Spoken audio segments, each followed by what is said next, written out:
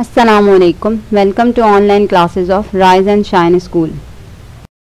Class matric I am your physics teacher मेरा नाज और आज हम अपने लेक्चर नंबर 19 का आगाज़ करेंगे जो कि आपका वीक 8 का लेक्चर नंबर 1 है। इसके लिए जो हमारा रिक्वायर्ड मटेरियल है वो हम आपकी सेंट टेक्स्ट बुक ऑफ फिज़िक्स के चैप्टर नंबर 4 से लेंगे जो कि पेज नंबर 54, 55 और 56 पर मौजूद है। टॉपिक्स ऑफ डिस्कशन जो हमारे आज के हैं वो हैं tension in a string, motion of bodies connected by string, passing over, frictionless pulley.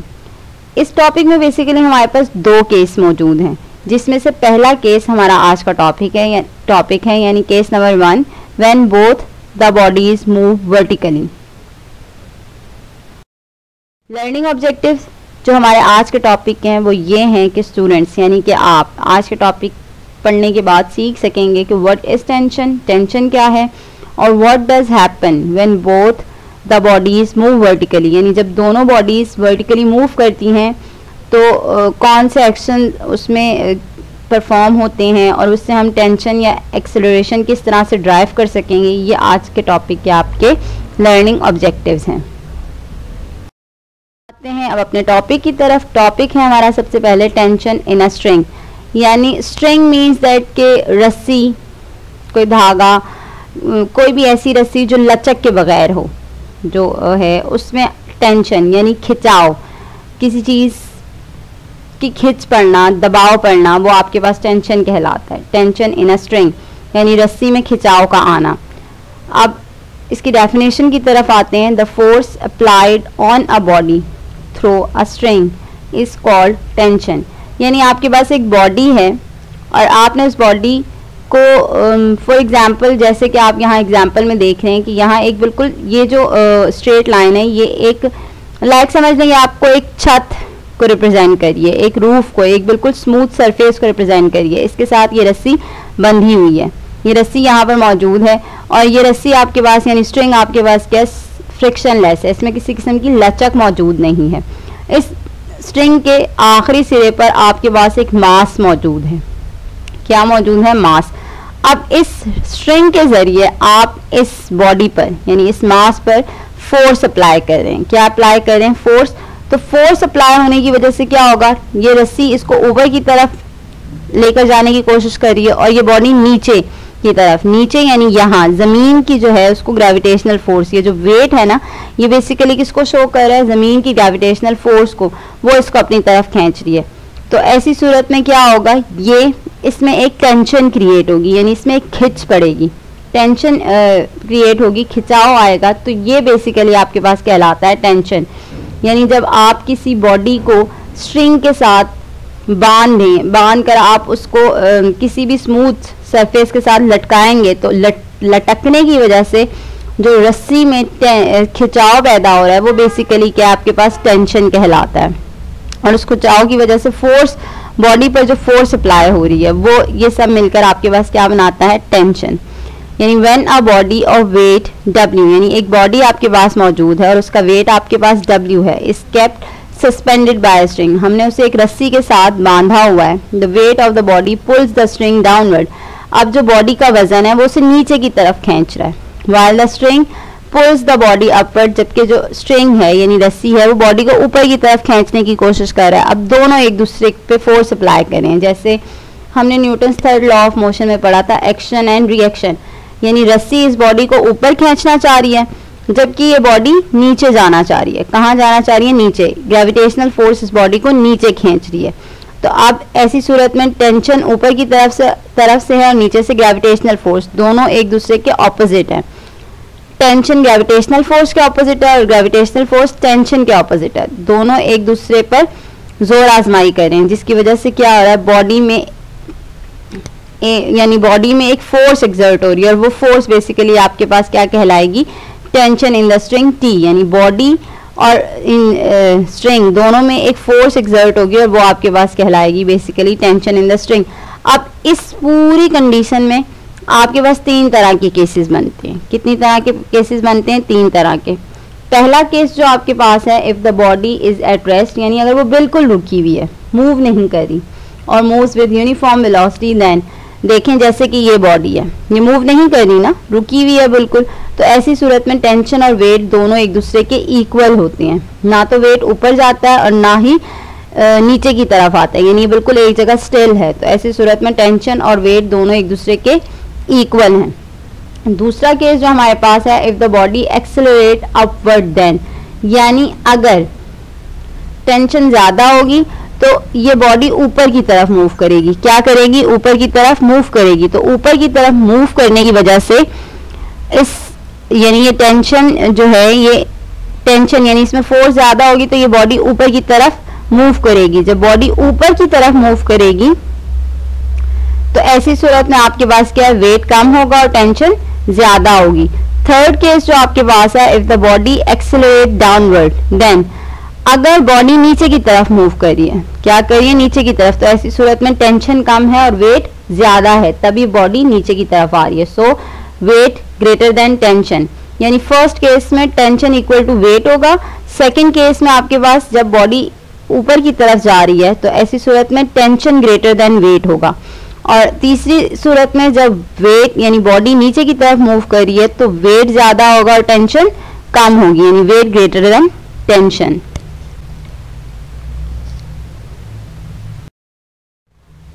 Next topic है motion of bodies connected by string, यानी बॉडीज जब एक रस्सी के साथ, स्ट्रिंग के साथ जुड़ी हुई हों। उसमें केस नंबर 1 आपके पास है, when both the bodies move vertically, यानी जब दोनों बॉडीज वर्टिकली मूव करें, यानी दोनों बॉडीज लटकी नहीं हो। जैसे कि आपको ये दिखाई दे रहा होगा कि आपके पास एक फ्रिक्शनलेस पुली है, उस फ्रिक्शनलेस पुली के दोनों तरफ आपको बॉक्सेस नजर आ रहे हैं, एक बॉक्स ये है और एक बॉक्स ये है। ये बॉक्स, इस बॉक्स के साथ भी आपको एक स्ट्रिंग दिख रहा है और इसके साथ भी एक स्ट्रिंग मौजूद है। अब देखें ये वाला बॉक्स थोड़ा बड़ा है और ये बॉक्स थोड़ा सा छोटा है। ये जो बड़ा बॉक्स है ये हमारे पास है बॉडी ए, यानी इसका मास आपके पास m1 है। क्या है? इसके पास मास m1 और बॉडी ए है। ये जो बॉडी बी है, ये छोटी बॉडी है, इसका मास आपके पास m2 कहलाएगा। ठीक है, अब थोड़ी सी देर के लिए आप अपने जहन में एक केस तस्वर कर लें कि लाइक आपने पंखा जो है, पंखा जिस छत से लटक रहा होता है ना, अब अगर आप पंखे से एक रस्सी को गुजारें तो इस तरह 2 हिस्से बन जाएंगे। पंखे से आपने एक रस्सी को गुजारा तो 2 हिस्से बन जाएंगे। अब एक तरफ आप जो है वो 10 किलो की लाइक कोई भी 10 किलो का वजन रख दें और एक तरफ आप सिर्फ 2 किलो का वजन रखें, यानी रस्सी के एक तरफ आप 10 किलो का वजन बांध दें और एक तरफ 2 किलो का वजन बांध दें। तो आप मुझे बताएं कौन सा वजन ऊपर वाली तरफ जाएगा और कौन सा वजन नीचे वाली तरफ जाएगा। तो बिल्कुल इसी तरह यहाँ भी ये बॉक्स आप फर्ज कर लें, ये 10 किलो वाला है और ये 2 किलो वाला है। अब ये कम है और ये क्या है? ज्यादा। तो जिसका वजन ज्यादा है वो चीज नीचे की तरफ जाएगी ना, और जिसका वजन कम है वो कहाँ जाएगा? ऊपर की तरफ जाएगा। अब इस पर क्या हो रहा है? आपके पास मास ज्यादा है। क्या है? इसका मास ज्यादा है, इसलिए इसमें टेंशन क्या हो जाएगी? कम हो जाएगी। क्यों कम होगी? क्योंकि इसका मास ज्यादा है। इस पे ग्रेविटेशनल फोर्स एक्ट करके इसके मास को और ज्यादा कर रही है, इसलिए ये नीचे की तरफ मूव कर रही है। और जबकि यहाँ मास कम है तो इसलिए ये ऊपर की तरफ जा रहा है। क्यों? क्योंकि इस पर टेंशन ज्यादा है। टेंशन किस वजह से है? एक तो ये पूरी बॉडी इसे अपनी तरफ खींचने की कोशिश कर रही है। क्या कर रही है? खींचने की कोशिश कर रही है। इस पूरी बॉडी का वजन इसकी तरफ आ रहा है, सो इसलिए यहाँ पे टेंशन ज्यादा हो गई है और मास यानी वेट कम हो गया, यानी जमीन की ग्रेविटेशनल फोर्स यहाँ पर असरअंदाज नहीं हो रही। यही चीज यहाँ पे एक्सप्लेनेशन में भी दी हुई है आपके पास कि फर्स्ट करें, यानी consider 2 bodies A and B of masses m1 and m2 connected by a string which passes over a frictionless pulley. यानी फर्स्ट करें आपके पास 2 बॉडीज हैं A और B जिनका मास आपके पास m1 और m2 है, उन्हें हमने एक स्ट्रिंग के साथ कनेक्ट किया हुआ है which passes over a frictionless pulley, जो कि एक frictionless पुली से गुजर रहे हैं। यानी ये पूरा केस आपको यहाँ बताया हुआ है as shown in the figure, यानी जैसे फिगर में दिखाया गया है। if m1 यानी अगर मास 1 ये वाला मास ग्रेटर देन है यानी ज्यादा है m2 से, यानी इससे m1 m2 से क्या है? ज्यादा, then the body A will accelerate down with an acceleration, यानी बॉडी A इसका मास ज्यादा है तो इसलिए ये एक्सेलरेशन के साथ यानी ए के साथ फौरन नीचे की तरफ मूव करेगी। क्यों? क्योंकि इसका वजन ज़्यादा है, भारी होने की वजह से ये ज़्यादा फायदा लेगी और फौरन नीचे आएगी से ए। एंड द बॉडी बी, और जो बॉडी बी है वो जब ये नीचे आ रही है तो ये अपने साथ इसको खींचेगी, तो खींचने की वजह से यानी खिंचाव की वजह से ये ऊपर की तरफ मूव करेगी, यानी will move up with the same acceleration, और उसी एक्सेलरेशन के साथ ये ऊपर की तरफ मूव करेगी। So let the tension in the string be T, यानी इस तरह जो पूरी स्ट्रिंग यानी यहाँ से यहाँ तक स्ट्रिंग में फोर्स एक्सर्ट हो रही है वो आपके पास क्या कहलाएगी? टेंशन कहलाएगी। अब दो तरह की मोशन हो रही है, एक डाउनवर्ड मोशन हो रही है और एक अपवर्ड मोशन हो रही है। पहले हम डाउनवर्ड मोशन के बारे में देखेंगे। Consider the downward motion of body A, यानी फर्स्ट करें आपके पास बॉडी ए मौजूद है और उसकी मोशन क्या है? डाउनवर्ड है। अब दो तरह की फोर्सेस एक्ट कर रही हैं, two forces are acting on the body A, दो तरह की फोर्सेस एक्ट कर रही हैं बॉडी ए पर। एक कौन सी है? फोर्स ऑफ ग्रेविटी यानी जमीन की फोर्स ग्रेविटेशनल फोर्स, और दूसरी टेंशन। यहाँ पर क्या है? ग्रेविटेशनल फोर्स ज्यादा है जिसकी वजह से इसका वेट ज्यादा हो गया, और टेंशन क्या आ रही है आपके पास? कम आ रही है। देखिए यहाँ पॉइंट 1 और 2 में बताया हुआ है ये force of gravity m1g acting in the downward direction, यानी नीचे की तरफ से जो फोर्स लग रही है वो आपके पास क्या है? फोर्स ऑफ ग्रेविटी है। दूसरा पॉइंट है tension t in the string in upward direction, ऊपर की तरफ जो फोर्स है वो टेंशन है, ठीक है, अपवर्ड डायरेक्शन में। Since body A is moving downward, इस तरह बॉडी ए कहाँ है? नीचे की तरफ मूव करिए। क्यों? क्योंकि यहाँ पर ग्रेविटेशनल फोर्स की वजह से इसका वेट ज्यादा हो रहा है, और वेट ज्यादा होने की वजह से ये नीचे की तरफ मूव करेगी, यानी ग्रेविटेशनल फोर्स इस पर ज्यादा पावरफुल है। So according to all of that condition m1g greater than t, weight की बात हो रही थी ना, वेट बराबर है m1g के, यानी m1g ज्यादा है t से। सो ऐसी सूरत में हमारे पास जो कंडीशन आ रही है वो कंडीशन है resultant force equal to downward force minus upward force, यानी जो टोटल फोर्स हमारे पास आएगी वो कैसे आएगी? जब हम डाउनवर्ड फोर्स में से अपवर्ड फोर्स को माइनस करेंगे, यानी जो टोटल फोर्स बॉडी ए पर अप्लाई हो रही है। रिजल्टेंट फोर्स हमारे पास F1 है इक्वल टू डाउनवर्ड फोर्स हमारे पास क्या है? m1g, ग्रेविटेशनल फोर्स है ना, सो यहाँ पर क्या आ जाएगा? m1g माइनस अपवर्ड फोर्स कौन सी आ रही है बॉडी ए पर? Tension, so m1g minus t। But as we know from Newton second law of motion, हम अपने पिछले लेक्चर में Newton second law of motion को बहुत अच्छे से डिस्कस कर चुके हैं कि Newton second law of motion के मुताबिक F1 इक्वल टू m1 है। अब यहाँ 1 क्यों ले रहे हैं? क्योंकि हम बॉडी 1 की बात करें इसलिए 1 लगाया है कि F1 इक्वल टू m1 है। सो F1 की जगह मैंने m1a यानी F1 का फॉर्मूला अप्लाई करना है, तो ये मेरे पास जो कंडीशन आएगी वो है m1a equal to m1g minus t। ये मेरे पास इक्वेशन 1 की सूरत में एक इक्वेशन आ गई। ये तो सारी कहानी होगी किसकी? बॉडी ए की। अब चलते हैं बॉडी बी की तरफ।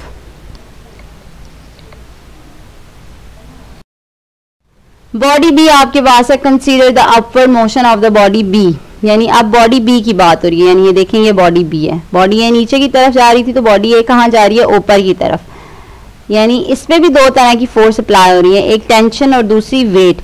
लेकिन यहाँ पे वेट किसी काम का नहीं है, क्यों? क्योंकि यहाँ पे टेंशन ज्यादा है और वेट कम है, यानी ग्रेविटेशनल फोर्स यहाँ कम हो गई है और टेंशन ज्यादा हो गया है।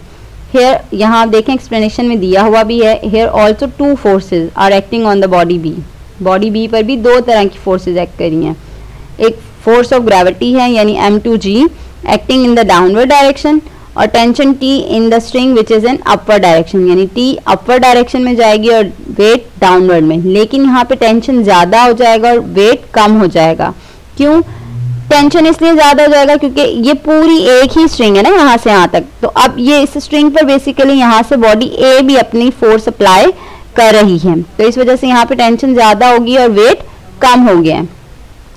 Since body B is moving upward, इसलिए बॉडी बी ऊपर की तरफ जाएगा, यानी टेंशन ग्रेटर देन m2g। तो ऐसी सूरत में resultant force equal to upward force minus downward force, यानी net force acting on the body B, resultant force की जगह आएगा मेरे पास F2 equal to t minus m2g। तो हम जानते हैं Newton second law of motion के मुताबिक F इक्वल टू ma, तो 2 क्यों लगाएंगे? क्योंकि यहाँ बॉडी बी के फोर्स की बात करें, सो F2 इक्वल टू m2a। इस F2 को हम यहाँ अप्लाई करेंगे तो M2A equal to T minus M2G। ऐसे ही मेरे पास बन गई इक्वेशन 2। अब हमने इस सारे किस्से में से निकालना है एक्सेलरेशन और टेंशन को। सो हम इक्वेशन 1 और 2 को इस्तेमाल करते हुए टेंशन और एक्सेलरेशन का फॉर्मूला ड्राइव करेंगे। एक्सप्रेशन फॉर एक्सेलरेशन यानी जब एक्सेलरेशन का फॉर्मूला ड्राइव करना है, सो हम क्या करेंगे, जो हमारी दोनों इक्वेशंस बनी थी इक्वेशन 1 एंड इक्वेशन 2, इन दोनों को हम करेंगे ऐड, यानी एडिंग इक्वेशन 1 एंड 2, यानी M1A equal to M1G minus T और M2A equal to T minus M2G। अब देखें माइनस का T, अब ये पूरा मैंने एक साथ नीचे उतारा क्योंकि हम इन्हें ऐड कर रहे हैं। M1A plus M2A equal to M1G minus T plus T minus M2G, minus का T प्लस की T से कैंसिल। नेक्स्ट स्टेप पर देखें M1A plus M2A equal to M1G minus M2G, यहाँ मेरे पास कॉमन आया है G। नेक्स्ट स्टेप पर देखिए और यहाँ मेरे पास कॉमन आया है A कॉमन ले लिया तो मेरे पास बचा M1 plus M2 equal to यहाँ G कॉमन आ गया, सो M1 माइनस M2।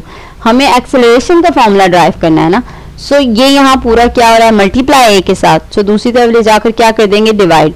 तो मेरे पास बन गया M1 minus M2 G upon M1 plus M2 और A equal to M1 minus M2 upon M1 plus M2 G। ये मेरे पास एक्सेलरेशन का फॉर्मूला आ गया। अब एक्सप्रेशन फॉर टेंशन, यानी अगर हमने टेंशन का फॉर्मूला निकालना है तो now dividing equation 1 by equation 2, यानी इक्वेशन 1 आपके पास ये M1 वाली है, इसको हमने डिवाइड करना है किससे, इक्वेशन 2 से। तो जब डिवाइड किया तो A से A कैंसिल, ठीक है, और बाकी मेरे पास बचा M1 upon M2 equal to M1G minus T upon T minus M2G। So इस अब क्रॉस मल्टीप्लीकेशन होगा, ये जो यहाँ का पूरी नीचे की रकम है ये M1 के पास चली जाएगी और यहाँ वाली पूरी नीचे की रकम M2 के पास चली जाएगी। M1 को जब मैंने T माइनस M2G से मल्टीप्लाई किया और M2 को M1G माइनस T से, तो M1T जब M1T से आया तो M1T minus M1 M2G equal to M1 M2G minus M2T। अब देखें ये T है और ये भी T है, तो T वाला एक तरफ कर दूंगी बगैर और जो T के बगैर है वो एक तरफ कर दूंगी, यानी ये माइनस M1 M2G यहाँ माइनस है तो यहाँ आकर प्लस हो जाएगा और ये माइनस M2T यहाँ माइनस है यहाँ आकर प्लस हो जाएगा। T मेरे पास कॉमन आ गया, so M1 plus M2 equal to 1 और 1 2, सो 2 M1 M2G। अब यहाँ मेरे पास ये क्या हो रहा है, पूरा मल्टीप्लाई, तो मैंने यहाँ लगा इसे, यहाँ दूसरी तरफ जब शिफ्ट किया तो ये आ गया डिवाइड, यानी 2 M1 M2G upon M1 plus M2। ये मेरे पास आ गया टेंशन का फॉर्मूला, यानी T equal to 2 M1 M2 upon M1 plus M2 whole multiply G। ठीक, ये हमारे पास यहाँ पे टेंशन और एक्सेलरेशन दोनों का फॉर्मूला ड्राइव हो गया। उम्मीद है आपको अच्छे से समझ आ गया होगा। फिर भी अगर किसी स्टेप में कोई कंफ्यूजन है तो आप मुझसे डिस्कशन बॉक्स में इसके हवाले से क्वेश्चन कर सकते हैं। जो आज के लेक्चर के हवाले से आपका है वो ये है कि आपने इस केस को जो मैंने भी आपको समझाया है इसे पूरा का पूरा अपनी कॉपी में नोट डाउन करना है, ठीक है, यानी when both the bodies move vertically, इस केस को अपनी कॉपी में लिखना है और साथ ही साथ इसे समझना भी है, उसकी प्रैक्टिस भी करनी है। उम्मीद है आपको लेक्चर समझ आया होगा। मेरा आज का लेक्चर हुआ यहाँ खत्म। Thank you.